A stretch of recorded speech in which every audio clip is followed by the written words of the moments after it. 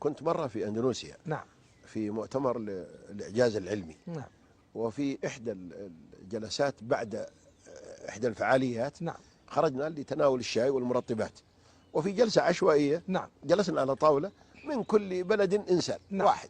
كنا 8 أشخاص، وكنت أنا بزي السعودي. نعم. فأردت أن أستغل هذا الفراغ وتكلمت قليل. نعم. فعارضني أحد الجالسين قال: أنت من أي بلد؟ قلت: من السعودية. فقال لي كلمة يعني صعبة، قال لي إيه؟ قلت: خير، إيش في؟ قال: أنتم في السعودية ما تحبون النبي صلى الله عليه وسلم. اللهم صل عليه وآله. فطعنني في الصميم. كيف ما نحبه؟ بأبي وأمي هو صلى الله عليه وسلم. والله إن أحب إلينا من كل شيء إلا ربنا. اللهم أي نعم. قال: قلت: كيف ما نحبه صلى الله عليه وسلم؟ قال: لا تحتفلون بمولده. نعم. في مولده صلى الله عليه وسلم العالم الإسلامي من أقصاه إلى أقصاه يحتفلون. أي نعم. إلا أنتم في السعودية يمر عليكم هذا اليوم يوم عادي، ما كأنه مولد النبي صلى الله عليه وسلم. قلت له: تقبل النقاش؟ قال: تفضل. قلت: والله الذي لا إله غيره ما منعنا من الاحتفال به إلا محبته، لأننا نحبه. قال: كيف؟ قلت: اسمح لي. قال: نعم. قلت: هذا الاحتفال الذي تحتفلون به اي نعم، هل هو طاعة لله أم معصية؟ طبعا ما يقدر يقول معصية. قال: طاعة لله. قلت: طاعة تتقربون بها إلى الله، ترجون برها وترجون أجرها؟ قال: نعم. قلت: طيب، السؤال الثاني، هذه الطاعة هل علمها رسول الله صلى الله عليه وسلم أم جهلها؟ وأنتم عرفتوا الطاعة والرسول ما عرفها. اللهم صل طبعا لا يستطيع أن يقول إن الرسول جهلها، لأن أعرف الناس بطاعة الله من هو؟ الرسول صلى الله عليه وسلم. قال: علمها. أي. قلت: السؤال الثالث، هل بلغها لأمته أم كتمها؟ اللهم صل. هل قال للناس احتفلوا بمولدي أم سكت كتمها؟ هنا وقف. خلاص، ما يقدر يقول كتمها ولا يقدر يقول بلغها. لأن لو قال بلغها أقول هات الدليل. اي نعم. وما في حديث ولا شيء. وإن قال كتمها وقع في المنكر العظيم. من اتهم الرسول بأنه كتم الرسالة أو شيء من الرسالة كفر.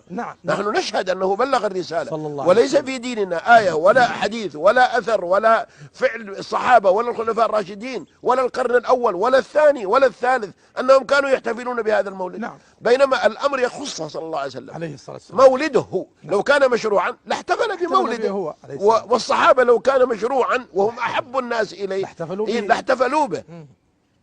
قال: قلت: لا، وحده لازم كتمها ولا بلغها. اي نعم. فرجع قال: ليس طاعة. رجع من الأول. ايوه. نعم. قلت: يعني معصية. وأنتم تحتفلون بمولده لتعصون الله لأنكم تحبونه. نعم. قال: لا هذا بدعة حسنة. ايوه. قلت: بدعة حسنة؟ ما في بدعة حسنة.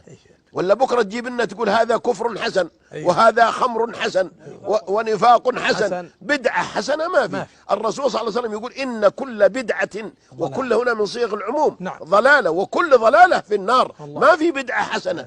أي نعم. قال: نحن ما نقول فيها إلا خيرا. قلت: إيش تقولون؟